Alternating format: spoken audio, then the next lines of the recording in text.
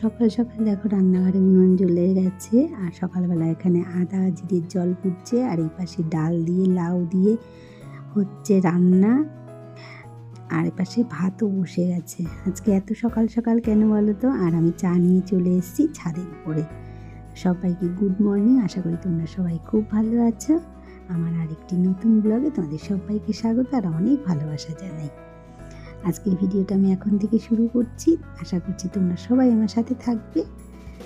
আর আমার বাগানটা দেখেছো, ছাদের উপরে তৈরি করেছি, আর এদের সাথে বসে আমি এখন গল্প করছি।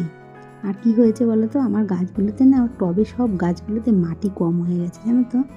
তো মাটি কম হয়ে যাওয়ার জন্য জল দিলে জলটা বেশিক্ষণ থাকছে না, আর কি হচ্ছে একটুখানি পরে গিয়েই রোদ্রের তাপে গাছগুলো নেতিয়ে যাচ্ছে। তো একজনকে বলেছি মাটি আনার জন্যে, মানে মাটিটা দেওয়ার জন্যে, সে আর কি মাটি বিক্রি করে। তো তাকে বলেছি, সে বলেছে হ্যাঁ ঠিক আছে দিয়ে যাব। তো এখনও 2-3 দিন হয়ে গেল দিয়ে যায়নি।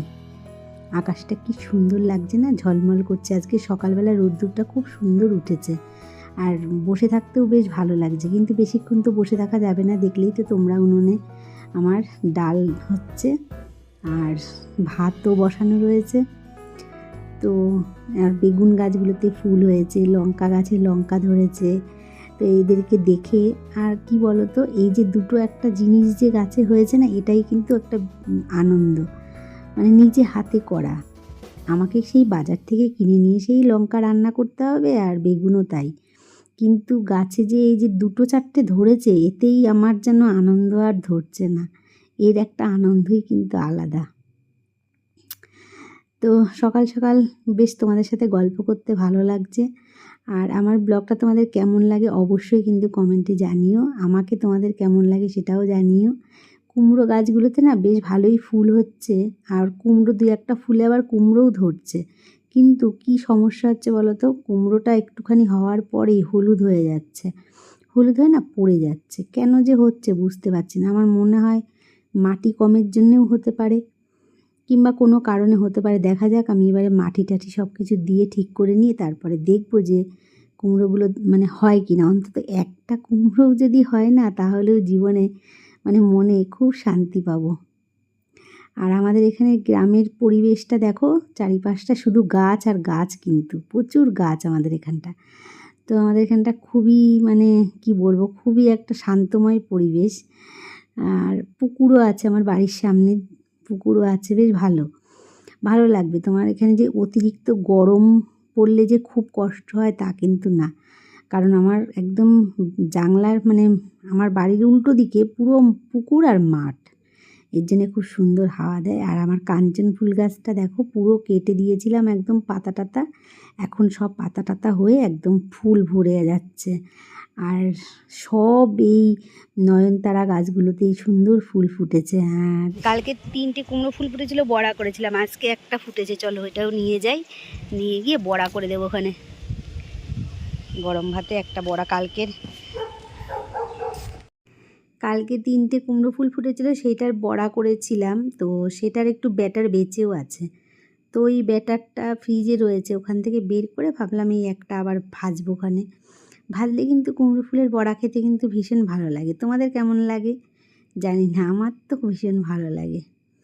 চলো, অনেকটাই গল্প করে ফেলেছি। এদিকে আমার মানে উনুনে তো বসানো রয়েছে, তা মনে হয় এখন মনে হয় হয়েও গেছে। আর আজকে অনেক সকাল সকাল উঠেছি ঘুম থেকে, আর অনেক কাজও সারা হয়ে গেছে। আর রান্নাটা তো দেখলেই বসে গেছে, মানে ডালটা বসিয়ে দিয়েছি আর কি। তো এত তাড়াতাড়ি রান্না করছি আজকে কেন বলো তো? তো ভিডিওটার সঙ্গে থাকো, অবশ্যই তোমরা জানতে পারবে। এখানে দেখো আমি তেলের মধ্যে গোটা গরম মশলা ফোড়ন দিয়ে পেঁয়াজ দিয়ে দিলাম। রান্না করব হলো তোমার চিকেন। ডালটা আমার হয়ে গেছে, লাউ দিয়ে ডাল করেছি, আর এখানে চিকেনটা করব। পেঁয়াজগুলোকে একটু ভালো করে ভেজে নিচ্ছি। আমি একটু পেঁয়াজগুলোকে ভালো করে ভেজে নিয়ে এবারে বাটা মশলাটা দিয়ে দিলাম। এর মধ্যে কাঁচা লঙ্কা, আদা, রসুন, তো এটা দিয়ে দিলাম।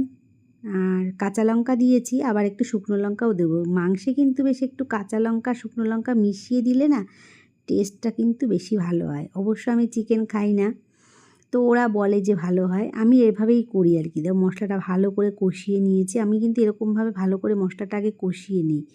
অনেকে হয়তো অল্প কষিয়ে মাংস দিয়ে দেয়, অনেকে আবার কাঁচা মানে মশলা মেখেও দিয়ে দেয়, মেখে একসাথে তারপর বসিয়ে দেয়। আমি কিন্তু সেটা করি না, আমি মশলাটাকে আগে ভালো করে না কষিয়ে নিই। আর মাংস মানে এই যে লেগ পিস নিয়ে আসবে আমাদের ভোজ, 2টো লেগ পিস থাকবে। লেগ পিস দুটো এত বড় বড় না, দেখো কড়াইতে নাড়তে গিয়ে না এদিক ওদিক হয়ে যাচ্ছে, এত বড় বড় মাংসগুলো দেখো পিসগুলো। আর আমি আর কেটে ছোট করি না, ওই বড় বড়টা খেতে না ও খুব ভালোবাসে, খেতে বসে ওই যে হাত দিয়ে ধরে খাবে, ওইটা ও খুব পছন্দ করে। তার জন্য ও বড় বড় 2টো লেগ পিস নিয়ে আসবে, একদম ছোট করেই না। তো রান্নাবাড়ি আমার প্রায় হয়ে গেছে। আর ওটা আগে যেটা দেখেছিলে ওটা সকালের ভাত, সকালে অল্প করে ভাত করি, সকালবেলা যে যায় যে খায় সে মানে খাওয়া হয়ে যায়। আবার দুপুরের ভাতটা পরে বসাই, কারণ একবারে ভাত করলে না সেই ভাতটা মানে দুপুর পর্যন্ত ভালো থাকে না, ঠান্ডা হয়ে যায়। আর আমাদের একটা অভ্যেস কী বলো তো, সবসময় না গরম গরম খাওয়ার। তো আজকে আমি বেরোবো বলে তাও অনেকটা আগে রান্না করছি, তবুও কিন্তু আমি সেই 2বারই করছি আর কি, একবার না 2বারই করছি। আমি ভাতটা বসিয়ে দিয়ে কিন্তু স্নান করতে গেছিলাম, আমার স্নান পুজো সব কমপ্লিট হয়ে গেছে। এখন আমি সবার মানে রান্না করার পরে আমি বাড়িতে থাকলে তো কোনো অসুবিধা নেই, যেহেতু আমি বাড়িতে থাকবো না সেহেতু আমি কি করছি বলো তো, বাটিতে বাটিতে সবার জন্য গুছিয়ে রেখে যাচ্ছি।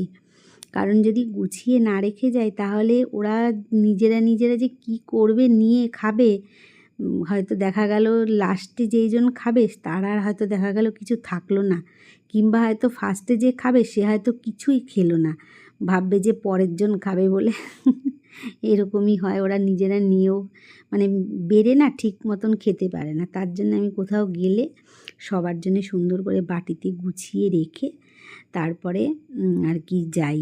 তো এটা করলে ওদের সুবিধা হয়। আর আমার মানে বাড়তি যেটা থাকবে সেটা আমি আবার ফ্রিজে তুলে রেখে যেতে পারি। আর তা না হলে আমি ধরো আসতে যদি আমার রাত্রি হয়ে যায় তাহলে ওই খাবার দাবারগুলো সব বাইরে পড়ে থাকবে, হয়তো শীতকালে অসুবিধা না হলেও গরমকালে অনেক সময় নষ্ট হয়ে যাওয়ার ভয় থাকে সকাল সকাল রান্না করলে। তো আমাদের মেয়েদের কত রকমের সংসারের চিন্তা করে আমাদের কাজ করতে হয়, কোথাও যেতে গেলেও কিন্তু আমাদের অনেক চিন্তা ভাবনা করে বেরোতে হয় বলো। এইরকম করেই আমরা সংসার করি মেয়েরা। তো এই জন্যেই তো বলে যে মেয়েদের ধৈর্য কিন্তু প্রচুর বেশি, আর মেয়েদের প্রচুর ধৈর্য রাখতেও হয়। তো আমিও সেরকমভাবেই করার চেষ্টা করি, ধৈর্যটা রাখার চেষ্টা করি যতই বিরক্ত হই না কেন। আর ভগবানকে বলি যে ঠাকুর যাই করো না করো ধৈর্যটা যেন দিও, ধৈর্যটা যেন রাখতে পারি। আর আমিও যাওয়ার আগে না আমি যাচ্ছি তো সেখানে তো খেতে বলেছে আমাকে, কিন্তু কি বলো তো, এখান থেকে যাব গিয়ে তারপরে খেতে যখন বলেছে অল্প দুটো তো খেতে হবেই, কিন্তু কি বলো তো বাড়ির থেকে আমি যে রান্নাবাড়ি করে রেখে যাব, তো আমি দুটো না খেয়ে আমার বাড়ির থেকে বেরোতে যেন ভালো লাগে না। বাড়ির ভাত দুটো যেখানেই যাই আমি অল্প করে হলেও কিন্তু আমি খেয়েই বেরোই। তো তার জন্যে আমি দুটো ভাত বেড়ে নিলাম, বেড়ে নিয়ে ভাবলাম যে অল্প করেই নিয়েছি, একদমই অল্প করে নিয়েছি, নিয়ে তারপরে দেখো রেডি হয়ে নিলাম।